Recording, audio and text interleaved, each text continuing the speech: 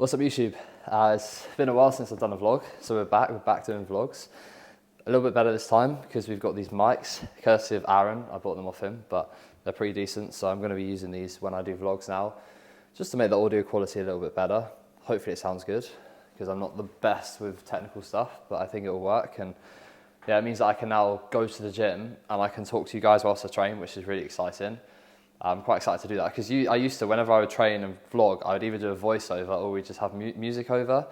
But now I can literally just do a session, talk about the session as I go, and yeah, just do like a little commentary as I train, which I think is going to be exciting. You know, let me know what you think on the video. If you like that style training video where I'm kind of, you know, it's like the camera's on a tripod more and I'm talking, and a bit more like just myself training, you know, on my own. If you guys like that, we'll keep the content coming. And the good thing is I can do this a lot. I can do videos like this pretty frequently if we want to. If I get really used to it, then, you know, I might end up like Sam Sulek posting every day. We'll see though, we'll see. But yeah, I'm gonna show you my intra drink I'm about to make because we're about to head to the gym. So it is 1:15, so I'm gonna train like around 1:30. And yeah, just going to show you some supplements quickly actually, because Elite Supps just sent me a few more supplements in, so I'm going to show you what I got, which is exciting. So we've got Superhuman Pump. This is one of my favourite pump products I've ever used, and it's not really for the pump stuff, which it is good for getting a good pump with, but it's more for the cognitive stuff. So this has alpha GPC in it, and it's 150 milligrams, and it is so good. I always feel so focused when I have it. There's no caffeine in this, but it can really get you into a place where you can really focus on your training. So if you want a supplement that allows you to train hard in the evenings but not take away from your sleep, this is it. This is what to get. Elite Supps Pal 10. Honestly, I think I had this like 5 years ago. Still to this day, whenever I get it, it never disappoints. So we're going to stack that with half a scoop of MV Pre. This is pretty strong stuff. I wouldn't do too much, but 10 grams is a really good amount. It's 350 milligrams of caffeine per 17.5 grams. So yeah, around 10 grams with this is a really good amount in your pre. So we're gonna make that. It's got this whey as well, red velvet. I had this yesterday. Amazing, tastes so good. Excited to try some notes actually.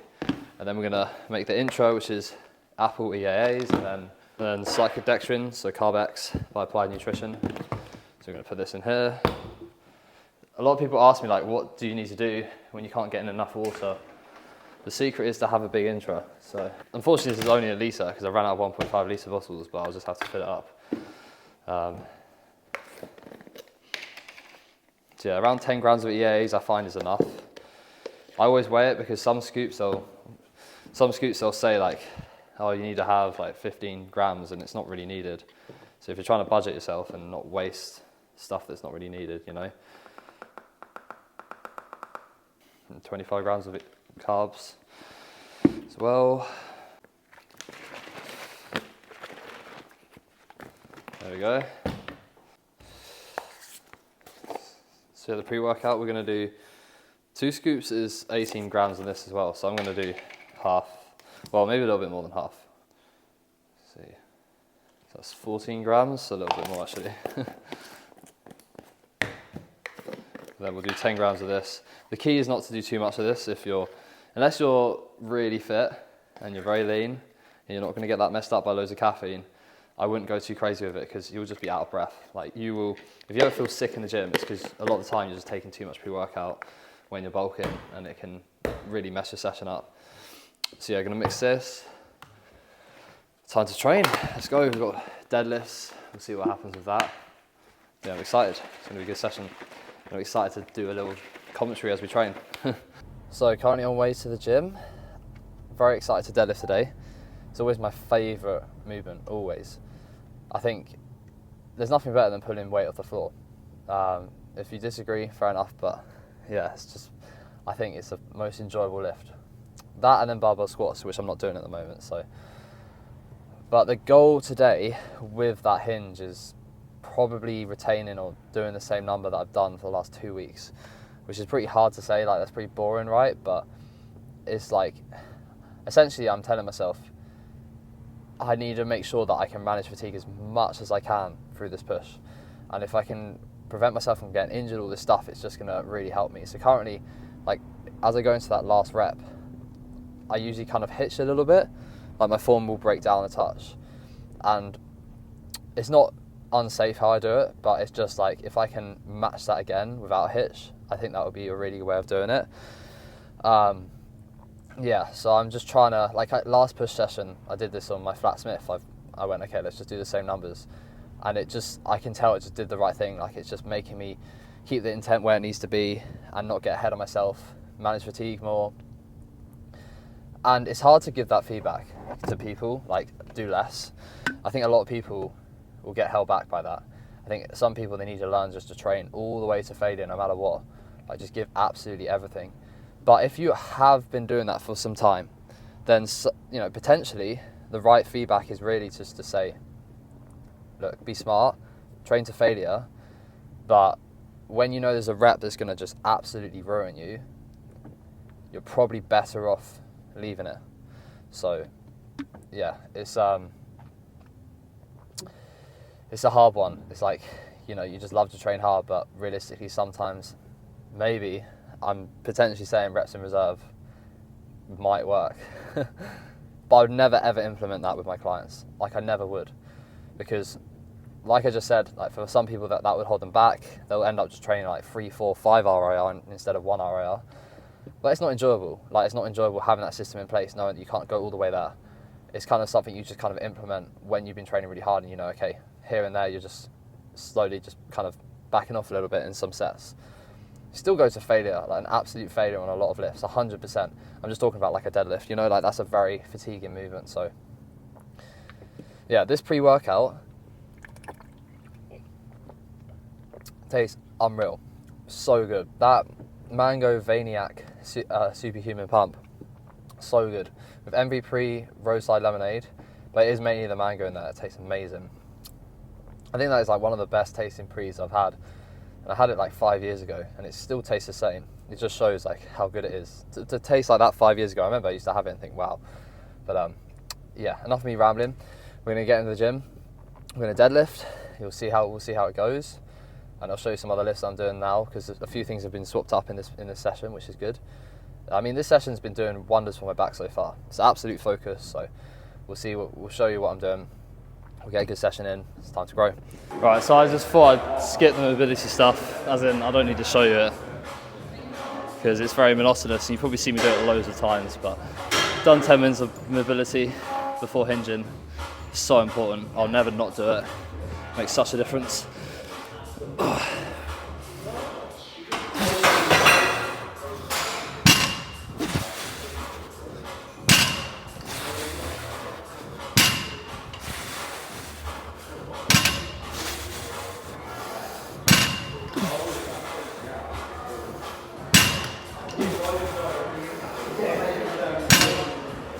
I just want to say something quick.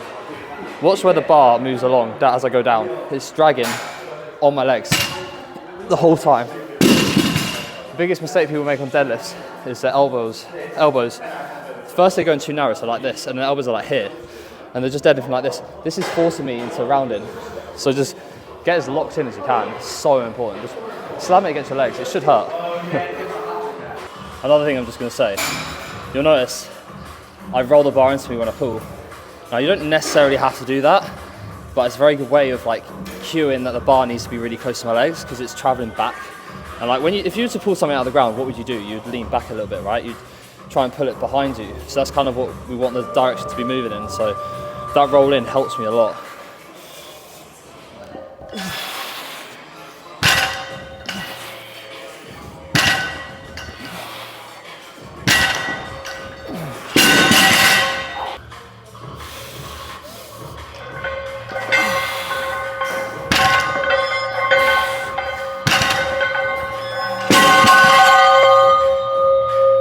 Second to last warm. This is when I really start to know if it's on or not. I know it's going to be on, but you know what I mean, like that set that gives you like confidence going into your top set. So I'm going to do this, then I'm going to do 200, and then we'll decide what we do. But this needs to just fly basically. I want it to move really lightly. I'm just going to do 2 reps. And I'll put in a little bit of aggression because it means it'll move a bit quicker, and then that'll give me more confidence going into the set that matters.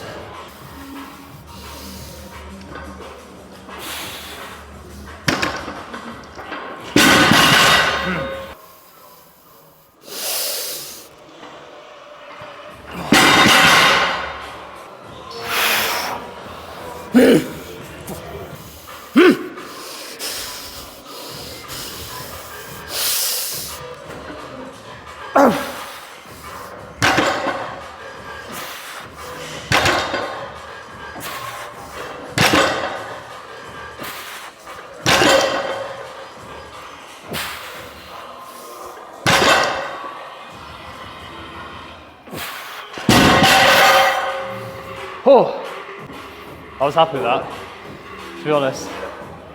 Like I said before coming here, it's all in the music. If I could get 6 without a hitch, that would be good. And I was kind of like that, so it was an easier 6 than last time. That's 3 rotations now, getting 6 reps on the same weight. And a lot of people I know would be pissed off doing that, but I know that's kind of the normal pace to see progressions when you're not far off peak performance. I'm literally 2 reps away from the best I've ever done on deadlifts, and it's fucking slow. Like, pushing things beyond this takes time. It takes lots of time. It takes being patient and turning up and turning up. So I was really happy with that. A smoother 6 again. Hopefully the next rotation 7 will actually be there. Time for the mid-back work. I put this right at the front of my session now, so after deadlifts, because it's my weakness and it's the thing I need more. I need more depth through my back. So I'm going to do 3 sets of this. Start on a higher rep set and then just get a really good connection essentially, and then go up to the heavier set. So the first set's kind of like a little bit more control, but like a higher rep set is getting as much blood flow into the area. It's very warm in here, so I'm just going to go straight in. You don't need to do warms on things like machines sometimes if you're warm already. Got 17 reps on 90, so I'm going to do 95. If you can like match it or get close to it, that'll be a win.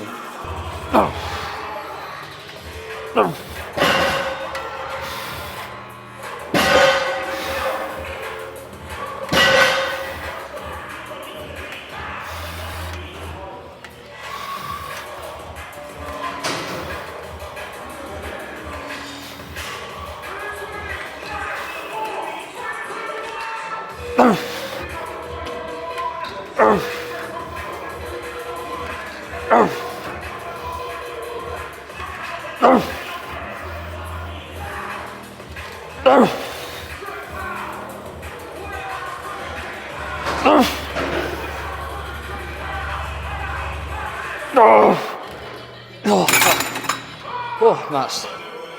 Let's say that. Time for the big set. Right, this set I'm gonna let myself have a little bit of body English, just because when you go heavy, and if you don't have a little bit of body English, you're gonna struggle to get your mid-back short. You need to push through to get that full contraction. I'm not gonna just throw it around, but you just need a bit more, I guess, oomph. It just feels so much better, so. I got 20 plus 20 for 10. This is 5 up, so we'll see what we do.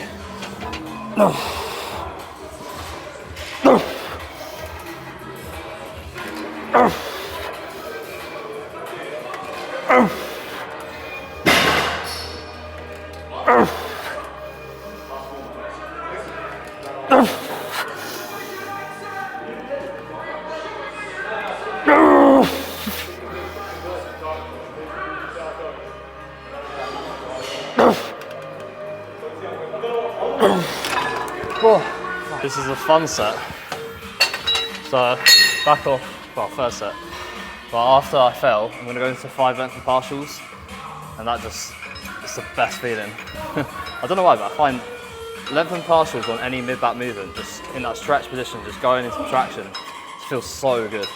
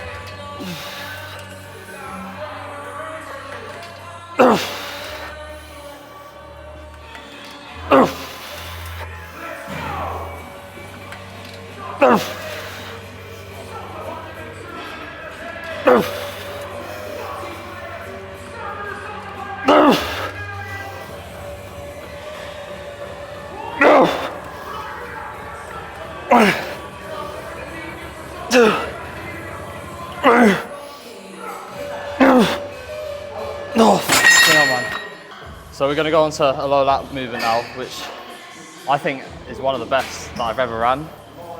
It's just a really narrow grip row, but because it's so narrow and because of the grip, it's supinated, so you're holding it like this. It forces your upper arms to stay so locked into your rib cage, but the stretch is just so nice. It doesn't align in the short, but I don't think that matters. I honestly think just getting that wrap around, that stretch through your lats is the key for training lats. So 2 sets of this. The key thing as well on this is like not getting aggressive, because if you start throwing it around, your mid-back's just going to do all the work. So you don't want to go into protraction and then retraction. You want to kind of keep that fixed. You want to push your hips back a little bit and stay in this fixed position. And you want to think about dragging the elbow down hard to the hip. So I got 17 for 9. We'll try get 10. But equally as well, like this movement is something that benefits so much from just rinsing the form. So if I just get a nicer 9, I will be happy with that.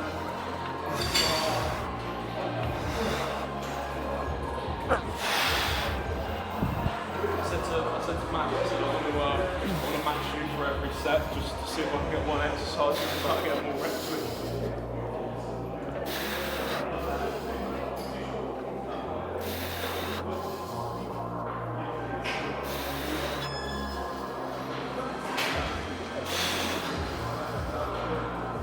No! No! No!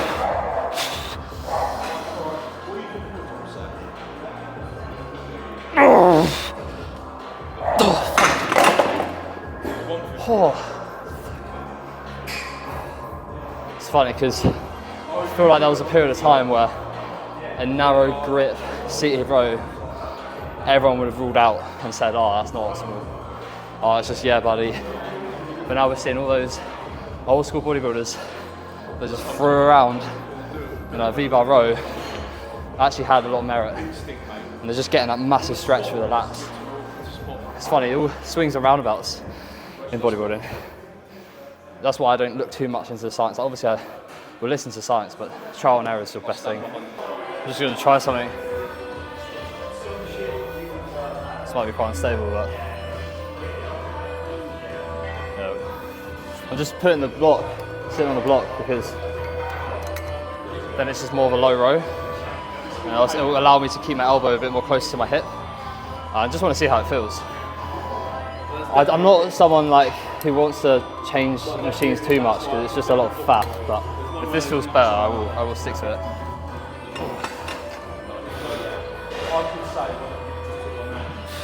That's way better.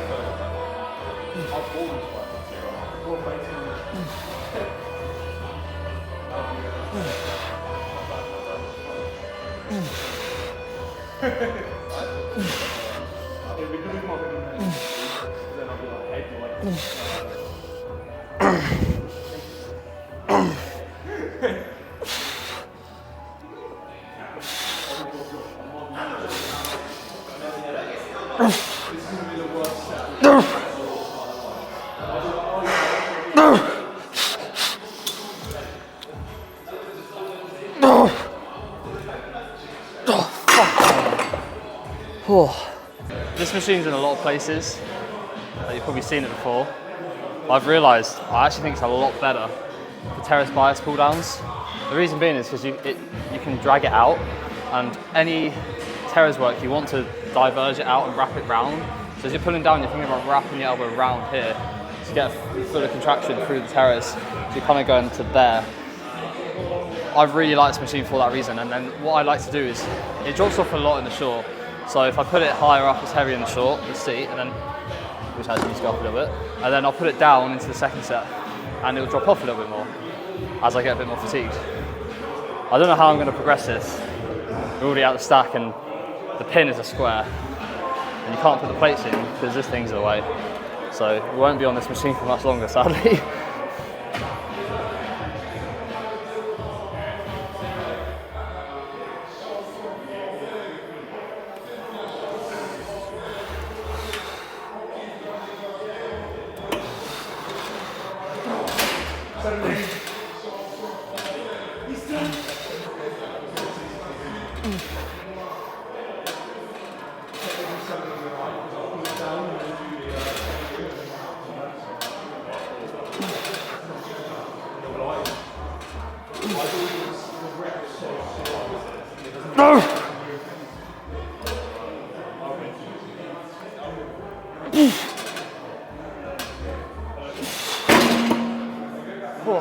One up.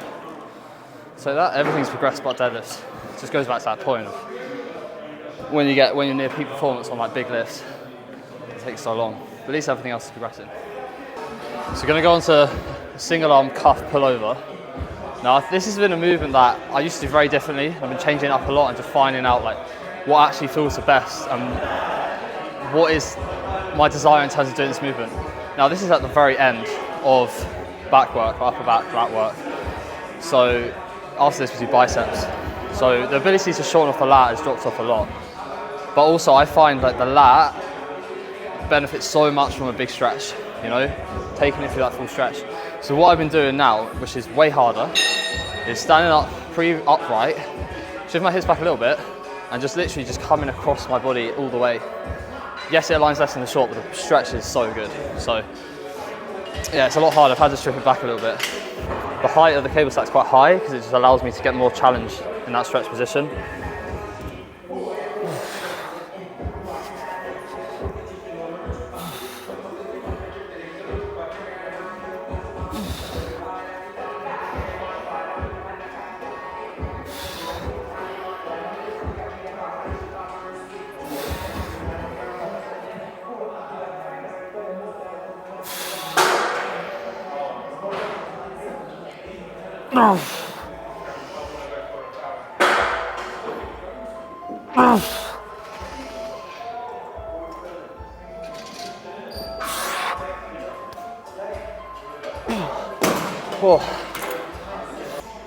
I admit I forgot to film one of the terrace bias pull downs. That wasn't one set.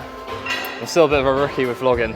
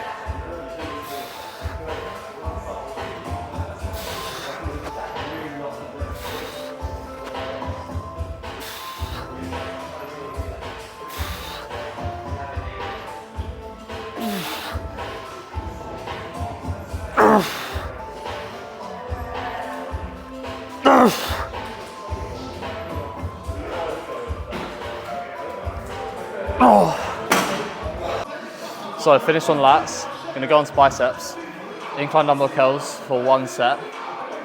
This kind of bias is more of a stretch, but because it's more of a taxing movement, I like to do it first. And then we'll go into an overhead curl, which bias is short after because it's very locked in. I'm only going to do one set of this, and then I'm going to do 3 sets of the overhead curl because I'm trying to get more here, less here. I don't really need as much here, and it kind of gets in the way of my front lat spread. Because they've got such short arms, they can't create enough space. Yeah, unfortunate, but the biceps literally in the way of my lats. So I need more lats, less biceps. But yeah, we're gonna do one set of this. I'll warm up one set first because my biceps are a little bit sore. I'm doing them on legs. Usually it's fine, but I went up to a new weight, took a new progression in terms of weight, and I feel like that built us up a little bit more of a demand on recovery. So we'll just be a little bit more cautious.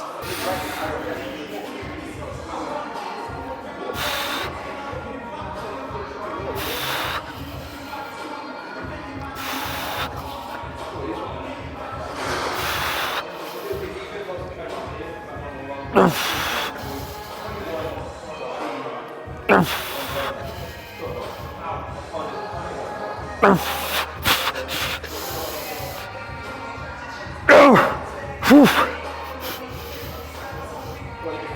fuck. Oh. Right, so I've already done a set on here, but I figured I didn't need to show you all 3 sets. So I did a high rep set because I don't want to say this machine's dodgy. It's a really fucking good machine, but you just have to be a bit cautious going heavy because it's very stretched out like this. So yeah, kind of when I do the first rep, I give myself a hand, and then when I unrack it, I kind of come out like that, so I'm not like overly extending with loads of weight. So I did 50 for like 16 reps, now we're up to 60, so 3 plates. And I do this set when I'm way warmer and it feels safer. I'd always avoid getting, you know, as you get heavier and heavier on this, like, I don't know, it seems a bit more dodgy. You've got to just be cautious. I'm not going to go up in load and be on this, you know, for another few rotations, but when I do this, I'm rotating my hips over here. It creates loads of space to work in basically, and it just aligns a little bit better. Always do a single arm as well, it's so much better, because you can create a little bit more stability holding on the other side. Right, let's go.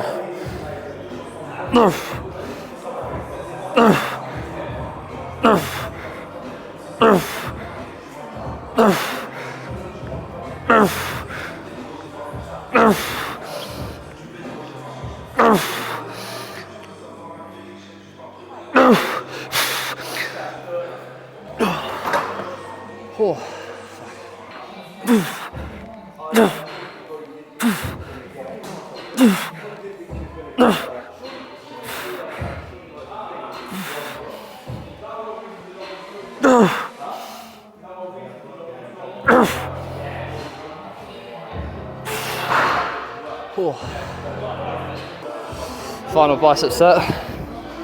I'll tell you, something I used to do on this with Charlie is, once you get to failure, he would take it from here and do force negatives. So he'd take it all the way up for me, and then I'd do a negative. And that fucking ruins your biceps.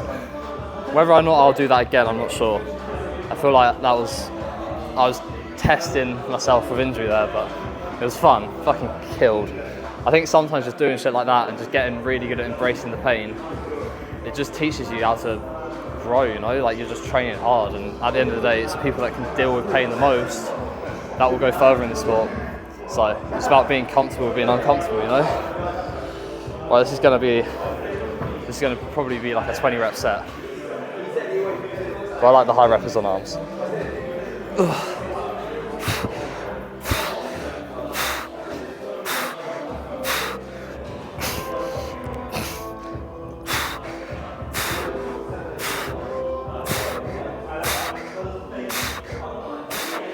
No.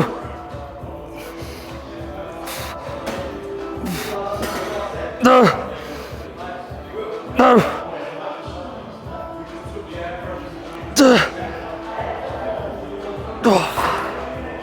Oh.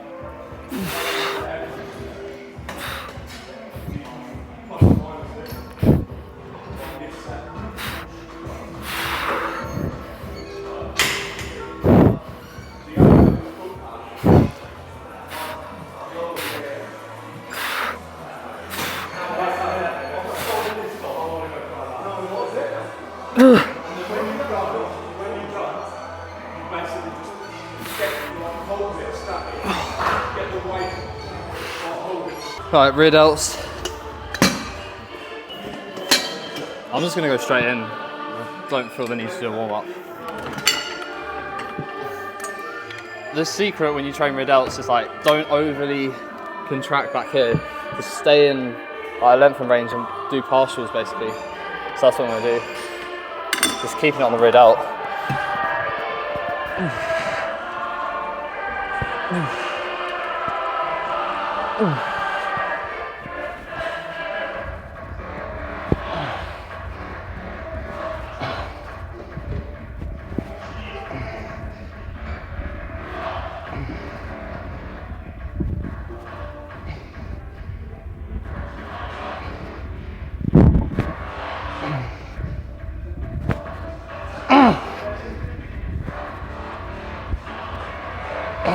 Oh, fuck.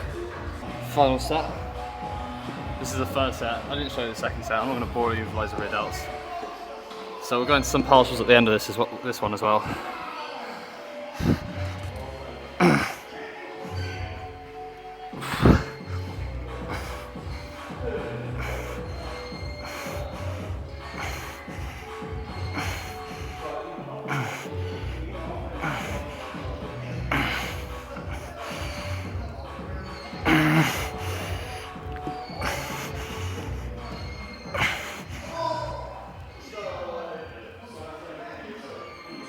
Oh, fucking hell.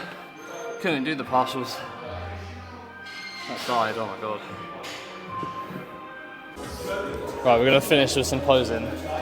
Got to when you train back. You'll see how the back's looking. I'm just going to hit like a back double. And a front lat spread, because that's one of my weakest poses, so let's see if it's actually not that bad. It always looks better after pull, obviously, but whenever I hit it after push, it's like terrible, because I find like I just can't open up. Being like in like a scapular retracted position when you train push just really limits my movement, so we'll see how it looks.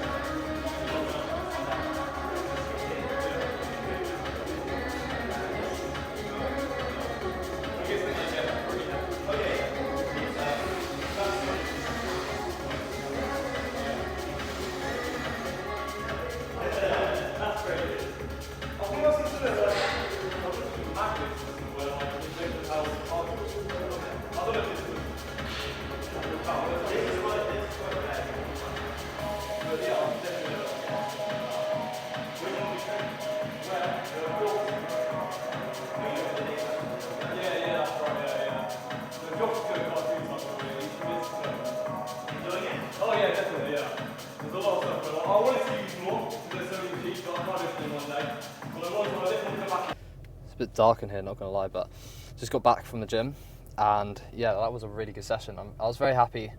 Even though deadlifts didn't progress, I didn't want them to. You know, obviously I was going there and I was saying to myself, let's just get 6 again with a better kind of executed set, a more controlled set. But everything else progressed, and that's job done, you know. Rep up on everything consistently, so really happy with that. And yeah, happy with the look as well, so you saw some posing at the end. Still holding some pretty decent body composition now. I'm 87.5 kilos, which is good, but yeah, just a good session. I'm really enjoying the setup with kind of the neutral grip pull down, the row, and then the cuff pullover. Just stuff that biases at stretch position just feels so good on the lats, so it's been feeling absolutely amazing. It will be interesting to see what this push-up does, because this session, like I said, no movements that align with the short, but it just says a lot. If my lats grow a lot like this, it just says a lot about the stretch and how important it is. But yeah, very happy with that. Deadlifts are moving up slowly. That was expected. But yeah, I'm going to get in and eat a big bowl of cereal now because I'm hungry and I need my post-workout. It's actually pretty late. It's like nearly 5 p.m. I've got 3 meals to get in. So that's going to be a test for sure. Appetite's still fine, but it's getting to that point now. It's like in the evenings. I don't know why, but always in the evenings it's a bit of a struggle. It's so much easier to get food earlier in the day. But yeah, cheers for watching, guys. Appreciate all the support. Hopefully you enjoyed this vlog style edit, and we'll keep it coming. Lots more content to come.